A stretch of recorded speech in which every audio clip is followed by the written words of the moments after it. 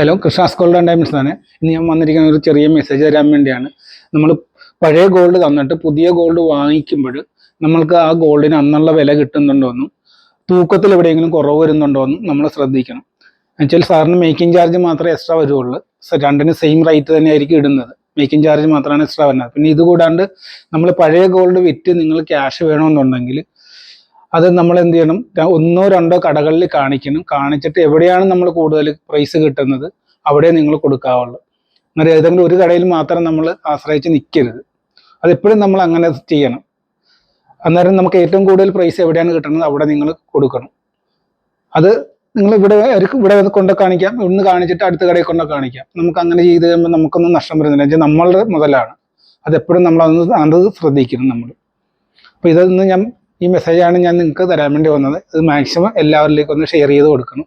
എന്നാലും നമുക്കറിയാൻ പറ്റുള്ളൂ നമുക്ക് എന്താണ് അതിനകത്തുള്ള ബെനിഫിറ്റ് കിട്ടുന്നത് എന്താണെന്നൊക്കെ. അപ്പോൾ ഓക്കെ.